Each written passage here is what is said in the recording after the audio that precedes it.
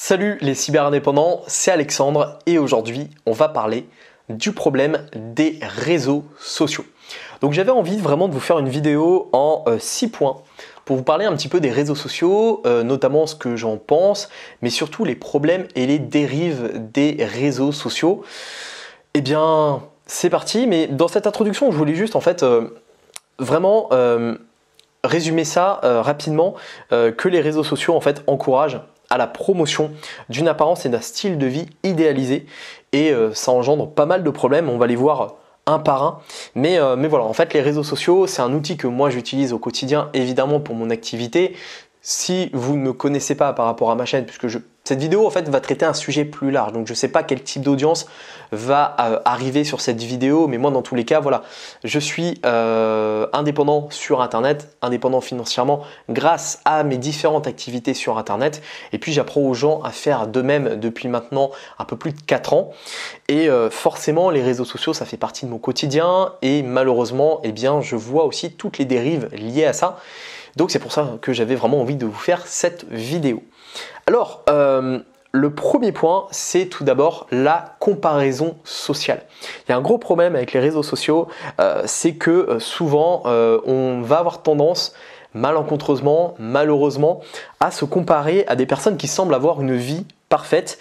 Et c'est très négatif en fait. C'est très facile aujourd'hui de se créer une vie de dingue sur les réseaux sociaux. J'avais fait d'ailleurs un podcast sur ça il y a un petit moment, sur notamment les vendeurs de rêves. Moi dans la thématique qui est de gagner de l'argent sur Internet, même si j'aime pas trop ce terme-là, puisque je n'aime pas trop, puisqu'il y a beaucoup de personnes en fait qui ont bafoué ça en vendant clairement du rêve, des méthodes magiques. Vous appuyez sur un bouton et puis vous avez des milliers d'euros à rien faire tous les mois.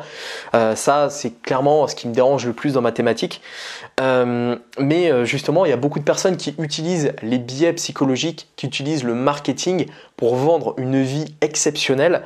Et ça peut amener à se comparer à ces personnes-là et à se dire je comprends pas, je travaille sur Internet, je débute, mais je n'arrive pas à avoir cette vie-là en fait. Donc c'est un vrai problème et ça peut conduire vraiment à des sentiments d'insatisfaction et surtout même ça peut aller même jusqu'à la dépression. Donc c'est quand même voilà, un point qui est très négatif, la comparaison sociale qui est engendrée par les réseaux sociaux et même au-delà de la comparaison, vraiment la concurrence un petit peu sociale qu'on associe directement à tout ça. Ensuite, le deuxième point, vraiment le deuxième problème des réseaux sociaux, ça va être l'insatisfaction corporelle. L'exposition à des images retouchées ou idéalisées de corps parfaits peut entraîner clairement une insatisfaction corporelle et des problèmes d'image. Donc ça, c'est ce que vous avez peut-être pu voir sur ma miniature. Alors, j'ai pas exagéré les traits volontairement, mais sur la gauche de ma miniature, vous avez une photo de moi classique, non retouchée. Et puis à droite, j'ai poussé les curseurs de retouche à fond. On voit que ma peau est beaucoup plus lisse, on voit que mon teint est un petit peu différent, j'augmente un petit peu le contraste. Et en fait, l'idée, voilà, c'est que tout sur les réseaux sociaux en général, les images, les personnes, tout va être en fait tiré vers le haut jusqu'à même en fait atteindre un niveau qui est quasiment impossible à obtenir dans la vie réelle. En fait, tout est surjoué, tout est surfait et on arrive vraiment à des gros problèmes, je pense, d'identité. On ne se reconnaît pas réellement parmi les personnes qu'on voit sur Internet. Combien de personnes sont retouchées? Je pense même qu'aujourd'hui, c'est même devenu presque peut-être mission impossible pour certaines personnes de poster du contenu, une photo, une vidéo qui n'est pas retouchée sur les réseaux sociaux. Et ça, c'est vraiment un gros point négatif également sur les réseaux sociaux. Et ça a été d'ailleurs peut-être même une des raisons principales qui m'a amené à faire cette vidéo par rapport à l'écriture que j'ai pu faire sur celle-ci. Donc on pourrait même aller plus loin par rapport à tout ce qu'on peut voir, ça peut même aller à des troubles chez certaines personnes, une mauvaise estime de soi et notamment chez les jeunes. S'il y a bien une chose dont je suis fier et heureux, c'est d'être né dans les années 90 et de ne pas avoir connu au collège les réseaux sociaux. Alors nous à l'époque, non, il n'y avait même pas Facebook, il n'y avait rien en fait, donc on n'était pas exposé à tout ça, on n'avait pas de Snapchat, on n'avait pas de TikTok, on n'avait pas d'Instagram et justement on était sur des valeurs un peu plus traditionnelles, on n'avait même pas de smartphone en fait. Alors qu'aujourd'hui les personnes plus jeunes sont confrontées dès leur plus jeune âge au collège, même à l'école primaire, à justement déjà des retouches de photos, déjà à tout ça, et je trouve que c'est effectivement très négatif. Ensuite, le troisième point des réseaux sociaux, ça va être la pression pour maintenir une image. Les réseaux sociaux peuvent créer une pression pour maintenir une image publique irréaliste ou pour projeter une vie de rêve. Donc j'en parlais un petit peu dans le premier point. Il y a vraiment des personnes qui sont rentrées là-dedans, un petit peu dans une culture de la mise en scène où toute leur vie semble merveilleuse. Alors ils vont faire des vlogs à tel endroit, des voyages, des trucs. Et en fait, c'est clairement alors un niveau de vie à tenir qui est clairement très difficile à tenir.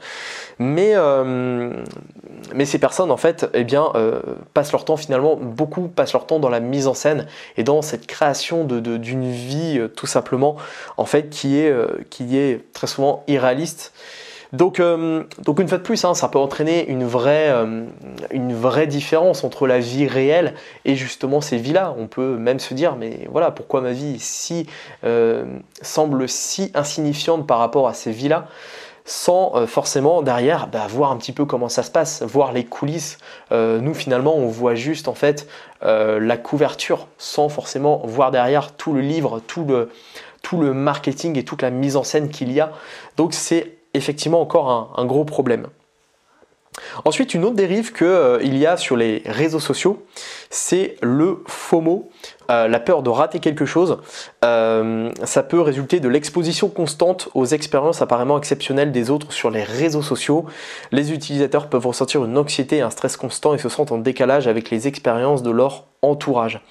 Très souvent, quand je parle de FOMO, ça va être par exemple la promotion sur les réseaux sociaux. Là, je m'adresse plutôt au fait aux influenceurs qui ont tendance par exemple à promouvoir des produits avec une date limitée et très souvent en fait les consommateurs des réseaux sociaux et qui suivent ces influenceurs là ont souvent la peur de rater une offre, de rater une opportunité, de rater quelque chose et c'est pareil, c'est un peu une dérive aussi des réseaux sociaux, c'est que ça a encouragé beaucoup d'arnaques. D'ailleurs, il y a une régulation qui est en cours vue par les gouvernements pour un petit peu, on va dire, encadrer enfin les dérives qu'il y a eu autour des influenceurs, puisqu'il y a eu une quantité d'arnaques phénoménale par rapport à ça. Donc effectivement à voir ce que ça va donner, mais voilà, il y a eu beaucoup de dérives aussi par rapport à ça et le FOMO est d'ailleurs un des biais marketing les plus puissants. Donc mal utilisé, effectivement, ça peut poser de nombreux problèmes. Ensuite, un autre point, cinquième point que je me suis noté, c'est une consommation excessive. L'exposition à des images de luxe et de consommation ostentatoire peut encourager les utilisateurs à dépenser de manière excessive pour maintenir une apparence de succès et de bonheur. Alors, je vous renvoie à mes précédentes vidéos que j'ai pu faire sur notamment la consommation des choses que je n'achète plus. Et j'avais dans cette vidéo-là notamment parlé du luxe, parlé un petit peu du train de vie. Et c'est vrai qu'aujourd'hui, beaucoup de personnes consomment des produits de luxe, consomment des produits qui théoriquement, cette personne ne pourrait pas aimer, ne devrait pas s'acheter par rapport à leur patrimoine financier, par rapport à leur capital, à leur trésorerie. Et ces personnes en fait sont amenées à acheter ce genre de produits tout simplement en fait pour ressembler un petit peu à leurs influenceurs préférés sur les réseaux sociaux. Et voilà, cela peut conduire à des problèmes financiers et à la promotion d'une culture de la consommation non durable. Donc un point négatif aussi là-dessus, de vouloir ressembler à ces influenceurs à tout prix, peu importe le prix, alors qu'on ne peut pas forcément se le permettre, ou du moins ce n'est pas judicieux de le faire. Et puis le sixième point, ça va être la négligence des relations réelles. Et ça, c'est pareil, c'est un vrai fléau des réseaux sociaux. La quête d'une vie de rêve en ligne et la recherche de validation à travers les réseaux sociaux, je pourrais même indiquer aussi les marqueurs sociaux, peuvent amener les utilisateurs à négliger leurs relations et interactions réelles. En fait, beaucoup de personnes ont tendance à plutôt se projeter sur le digital, sur le numérique, les réseaux sociaux, plutôt que dans la vie réelle. Et même on en oublie parfois, certainement malheureusement, la vie réelle. Et cela peut entraîner également un sentiment d'isolement et une détérioration des relations personnelles. Donc voilà encore un point vis-à-vis des réseaux sociaux qui ne les met pas à leur avantage, lié eh bien, à justement un petit peu cette quête toujours d'une vie de rêve qu'on va chercher à obtenir à tout prix, puisque c'est ce qu'on voit sur les réseaux sociaux, c'est ce qu'on voit sur les photos, c'est ce qu'on voit un petit peu partout sur internet. On a envie de ressembler à ces personnes, on a envie d'avoir la même vie qu'eux, et en fait on se rend compte que le combat, que déjà ça coûte très cher, mais que le combat est au fond perdu d'avance, puisque très souvent c'est très compliqué quand tout derrière et de la mise en scène dans beaucoup de cas. Donc voilà pour cette vidéo avec un ton un petit peu différent de ce que je fais d'habitude. C'est vrai que j'ai pas tendance à faire des vidéos comme celle-ci, mais voilà, moi je teste des choses sur ma chaîne YouTube, je suis comme ça, je suis un créateur de contenu autour du web, du digital, autour de l'indépendance financière, mais j'ai envie parfois de créer de nouvelles choses, de tenter de nouvelles choses. Donc je sais pas comment cette vidéo sera prise, mais j'avais vraiment envie d'en parler, de faire une chose de faire un truc un petit peu différent. Donc voilà, en tout cas si cette vidéo vous a plu, si vous ne me connaissiez pas avant, eh bien n'hésitez pas à mettre un pouce bleu sur cette vidéo, n'hésitez pas non plus à vous abonner et si vous le souhaitez à activer la cloche des notifications. Et puis si vous souhaitez aller plus loin avec moi, développer une activité sur internet et pourquoi pas atteindre votre indépendance financière. Évidemment, je tiens à le préciser, je ne suis pas un vendeur de rêve, d'ailleurs j'ai toujours eu un positionnement contre tout ça. Moi j'explique juste en fait comment gagner sa vie sur internet de manière légale, de manière on va dire, je dirais pas logique, parce que pour moi c'est très logique, mais tout simplement en fait un petit peu d'être un artisan preneur comme parfois j'ai pu le dire, mais de tout simplement en fait gagner sa vie en partageant son savoir, ses connaissances, en créant du contenu sans être dans le paraître et tout ça. Voilà, bon, bref, je vous invite à accéder à cette formation offerte en cliquant sur le lien en description. Vous rentrez votre prénom, votre adresse mail afin que je puisse vous envoyer vos accès. Et puis nous, eh bien, on se retrouve très vite pour une prochaine vidéo. À votre succès!